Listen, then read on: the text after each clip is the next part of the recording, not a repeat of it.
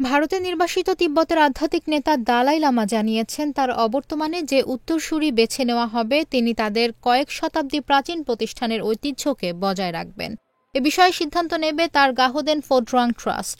এ প্রসঙ্গে অন্য কারো হস্তক্ষেপ চলবে না। কিন্তু এই ঘোষণা প্রত্যাখ্যান করেছে চীন। দেশটি জানিয়েছে, তিব্বতের ধর্মীয় গুরু তারা নির্ধারণ করে দেবে, এতে থাকতে হবে চীন সরকারের অনুমোদন।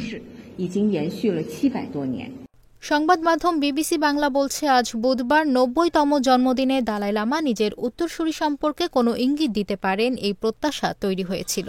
তার আগে বিশ্বের বিভিন্ন প্রান্ত থেকে শত শত অনুসারীরা উত্তর ভারতের ধর্মশালায় জড়ো হন। অতীতে উত্তরসূরির বিষয়ে তাকে কিছুটা দ্বিধাগ্রস্ত দেখা গিয়েছিল, তবে বুধবার বিষয়টি স্পষ্ট করে দিয়েছেন দালাই লামা। পরে সাংবাদিকদের মুখোমুখি হয়ে তিব্বতের নির্বাসিত সরকারের প্রধান পেনপা সেরিং জানিয়েছেন, দালাই লামার সিদ্ধান্তকে তারা সর্বসম্মতিক্রমে সমর্থন করছেন। পাশাপাশি তিনি জানিয়েছেন, বিশ্বের বিভিন্ন প্রান্ত থেকে তিব্বতীরা দালাই লামাকে তিব্বতী বৌদ্ধ ধর্মের প্রাতিষ্ঠানিক পরম্পরাকে এগিয়ে নিয়ে যাওয়ার অনুরোধ জানিয়েছিলেন। সেই অনুরোধে সম্মতি জানিয়েছেন দালাই লামা। বিবিসি বাংলা বলছে, একটি ভিডিও বার্তায় দালাই লামা জানিয়েছেন, তার অবর্তমানে পরবর্তী দালাই লামাকে বেছে নেওয়া হবে। তার পুনর্জন্মকে খোঁজা এবং শনাক্ত করার প্রক্রিয়াটি সম্পূর্ণরূপে গাহোদেন ফোড্রাং ফাউন্ডেশনের অধীনে হবে এবং এ বিষয়ে অন্য কারো হস্তক্ষেপ করার অধিকার নেই। সংবাদ সম্মেলনে দালাই লামার জ্যেষ্ঠ সহযোগী সামথং রিংপোচের কাছে বিবিসি জানতে চায়, তিব্বতের আধ্যাত্মিক নেতা তার উত্তরসূরি সম্পর্কে অন্য কোনো বার্তা দেবেন কিনা। উত্তরে সামথং রিংপোচ বলেন, এ বিষয়ে তখনই জানানো হবে যখন সময় আসবে। এ বিষয়ে দালাই লামার কাছ থেকে আর কোনো প্রকাশ্য বার্তা আসবে না বলেও জানিয়েছেন তিনি।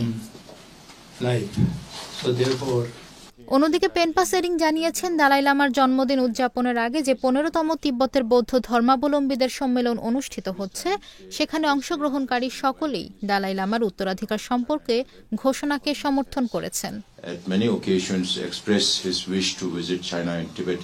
এদিকে দালাই লামার ঘোষণার পর বেইজিং তাদের প্রথম আনুষ্ঠানিক প্রতিক্রিয়ায় স্পষ্ট করে দিয়েছে যে তারা ওই সিদ্ধান্তকে মানতে নারাজ।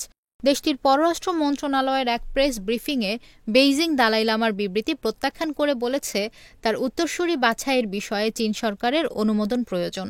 দালাই লামার উত্তরসূরিকে অবশ্যই চীনা আইন ও বিধি বিধানের পাশাপাশি তাদের ধর্মীয় আচার ও ঐতিহাসিক রীতিনীতি মেনে চলতে হবে।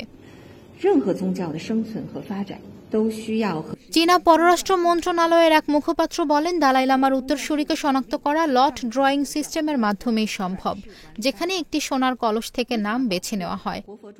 এই প্রথা ১৭৯২ সালে চালু করা হয়েছিল এবং বর্তমান দালাই লামার কয়েকজন পূর্বসূরিদের বেছে নিতে এই পদ্ধতি ব্যবহার করা হয়েছে।